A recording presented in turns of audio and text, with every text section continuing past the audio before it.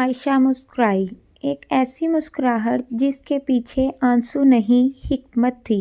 دیکھتے ہیں، اس نے آہستہ سے کہا، کیونکہ کچھ جنگیں فوراً نہیں جیتی جاتیں، انہیں وقت کے حوالے کیا جاتا ہے۔ عائشہ نے دیکھتے ہیں کہہ تو دیا تھا، مگر اس کے بعد کی راتیں اس کے لیے امتحان بن گئیں۔ وہ جان چکی تھی کہ سچ سامنے آ چکا ہے، مگر اسے توڑنا نہیں، سمیٹنا ہے، کیونکہ ٹوٹا ہوا رشتہ شور مچاتا ہے اور سمیٹا ہوا رشتہ خاموشی سے زخم دیتا ہے۔ مہرین نے اگلے دن جان بوجھ کر عائشہ کے سامنے فہد کے لیے چائے بنائی۔ کپ رکھتے ہوئے اس کی انگلیاں فہد کی انگلیوں سے ٹکرا گئیں۔ یہ حادثہ نہیں تھا، یہ اعلان تھا۔ عائشہ نے سب دیکھا، مگر چہرے پر کوئی تاثر نہ آنے دیا۔ وہ اب رد عمل کے مرحلے سے نکل چکی تھی۔ فہد عائشہ کے بدلتے رویے سے گھبرا رہا تھا۔ نہ جھگڑا، نہ سوال، نہ آنسو، یہ خاموشی اسے اندر سے کھا رہی تھی۔ ایک رات اس نے خود بات چھیڑی، تم بدلی بدلی سی ہو۔ عائشہ نے پرسکون لہجے میں کہا، بدلنا کبھی کبھی زندہ رہنے کے لیے ضروری ہوتا ہے۔ یہ جواب فہد کو مطمئن نہ کر سکا۔ وہ جاننا چاہتا تھا کہ عائشہ کیا سوچ رہی ہے، مگر وہ اب اپنے دل کے دروازے بند کر چکی تھی۔ اسی دوران عائشہ نے ایک اور حقیقت پر غور کرنا شروع کیا۔ اگر یہ راز باہر آ گیا تو سب سے پہلے عورت ہی کٹہرے میں کھڑی ہوگی۔ بہن کا کردار مٹ جائے گا، شوہر کی کمزوری دلیل بن جائے گی اور الزام عائشہ پر آئے گا۔ یہ سوچ کر اس نے فیصلہ مزید پختہ کر لیا۔ ایک شام عائشہ نے فہد کو بتایا، مجھے تمہارے ساتھ کچھ دن باہر شہر جانا ہے، امی کی طبیعت کا بہانہ بنا لوں گی۔ فہد چونک گیا۔ مہرین کی نظریں فوراً اٹھ گئیں۔ اکیلی نہیں جاؤ گی؟ عائشہ نے بات مکمل کی۔ تم بھی میرے ساتھ آؤ گے؟ یہ پہلا وار تھا، خاموش مگر گہرا۔ اس رات مہرین نے فہد کے کمرے میں آنے کی کوشش کی، مگر دروازہ بند تھا۔ پہلی بار اسے احساس ہوا کہ زمین اس کے پاؤں کے نیچے سے سرک رہی ہے۔ اگلے دن عائشہ نے امی کو فون کیا۔ اس بار آدھا سچ نہیں، پورا فیصلہ بتایا۔ مہرین کو واپس بلا لیں، اب دیر ہو رہی ہے۔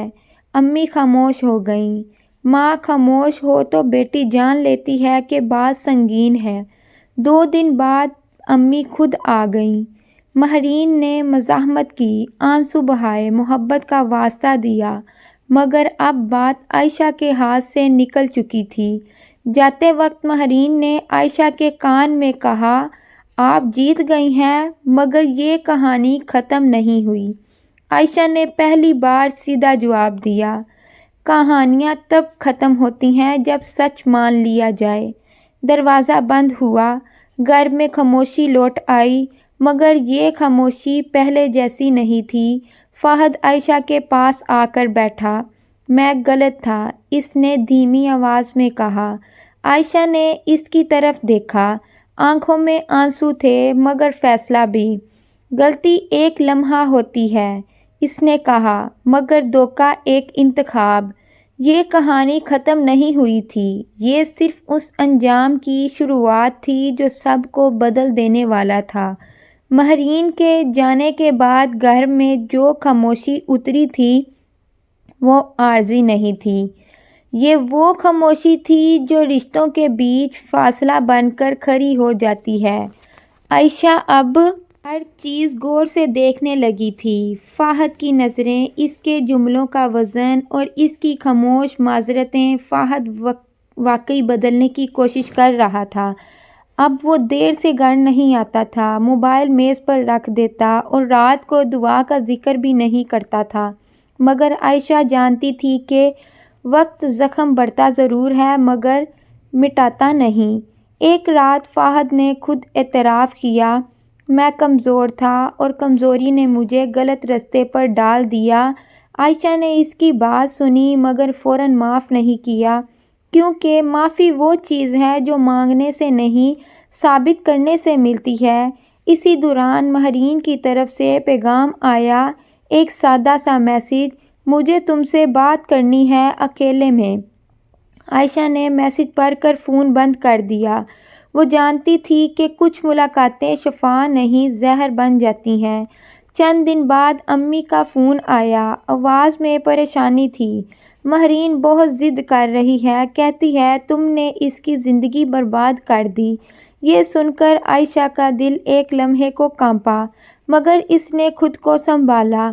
امی میں نے اپنی زندگی بچائی ہے، اس نے آہستہ سے کہا۔ اسی رات فہد نے فیصلہ سنایا، میں شہر بدلنے کی درخواست دے رہا ہوں، ہمیں نئے سرے سے شروع کرنا چاہیے۔ یہ پہلا موقع تھا جب فہد نے خود کسی قربانی کی بات کی۔ عائشہ خاموش رہی، مگر اس خاموشی میں رضامندی چھپی تھی۔ کچھ ہفتوں بعد وہ دونوں نئے شہر منتقل ہو گئے۔ نیا گھر، نئی گلیاں، مگر پرانے سائے ابھی ساتھ تھے۔ ایک شام عائشہ نے خود ماہرین کو فون کیا۔ یہ آخری بار ہے، اس نے صاف کہا، اب ہمارے راستے الگ ہیں۔ ماہرین نے روتے ہوئے کہا، کیا میں کبھی معاف نہیں ہو سکوں گی کیا؟ عائشہ نے گہری سانس لی۔ معافی ممکن ہے، واپسی نہیں۔ فون بند ہوا۔ یہ محض کال نہیں تھی۔ رات کو عائشہ کھڑکی کے پاس کھڑی تھی۔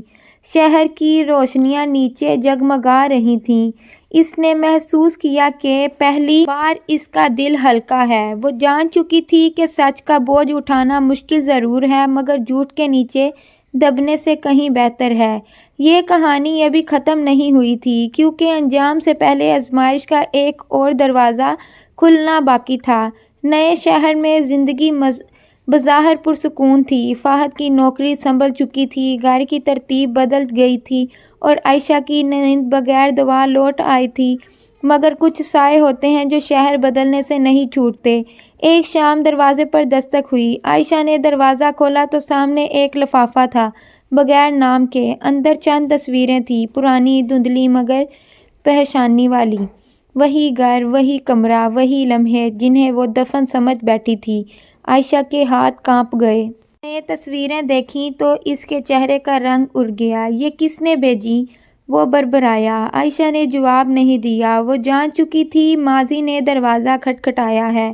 اسی رات ایک کال آئی، نمبر محفوظ نہیں تھا۔ تم نے سمجھا سب ختم ہو گیا ہے کیا؟ دوسری طرف آواز میں تلخی تھی، کچھ سچ قیمت مانگتے ہیں۔ یہ ماہرین کی آواز تھی۔ عائشہ نے فون بند کر دیا۔ اس کے اندر خوف نہیں تھا، وضاحت تھی۔ وہ جانتی تھی کہ اب پیچھے ہٹنا ممکن نہیں۔ اگلے دن اس نے فہد سے صاف بات کی، اگر یہ راز باہر گیا تو میں چھپوں گی نہیں۔ فہد نے پہلی بار بلا تردد کہا، اور میں سچ کے ساتھ کھڑا رہوں گا۔ یہ جملہ دیر سے آیا تھا، مگر آیا ضرور۔ چند دن بعد ماہرین خود سامنے آ گئی۔ ایک کیفے میں عوام کے بیچ، آنکھوں میں تھکن، لہجے میں ضد، مجھے بدنام مت کرو، اس نے کہا۔ خاموشی خرید لو، عائشہ نے پرسکون انداز میں جواب دیا۔ خاموشی بکنے کی چیز نہیں، تو پھر کیا چاہتی ہو؟ ماہرین نے جھنجھلا کر پوچھا۔ یہ کہ تم خود رک جاؤ، عائشہ نے کہا، اور اپنی زندگی سنبھالو۔ لمحہ بھر کو ماہرین خاموش رہی، پھر اس کے کندھے ڈھلک گئے۔ میں ہار گئی ہوں، اس نے آہستہ سے کہا۔ عائشہ نے پہلی بار دل سے محسوس کیا، بدلہ نہیں، بندش ختم ہوئی ہے۔ واپسی پر فہد نے عائشہ کا ہاتھ تھاما۔ میں تمہارا مقروض ہوں، میں نے کہا۔ عائشہ نے کھڑکی سے باہر دیکھتے ہوئے جواب دیا، قرض محبت سے نہیں، ذمہ داری سے اترتا ہے۔ اسی رات عائشہ نے ایک فیصلہ لکھ کر رکھ دیا اپنے لیے، اگر کبھی پھر حد ٹوٹی تو وہ خاموش نہیں رہے گی۔ صبح سورج روشن تھا۔ عائشہ نے محسوس کیا کہ آزمائش گزر چکی ہے۔ یہ انجام نہیں تھا، یہ آغاز تھا۔ کہانی ختم۔ اگر کہانی اچھی لگی ہو تو اس کو لائک شیئر ضرور کریں، اور ہمارے چینل حقیقی داستان کو سبسکرائب کرنا نہ بھولیں۔ شکریہ۔ ملتے ہیں نیکسٹ ویڈیو میں، تب تک کے لیے اللہ حافظ۔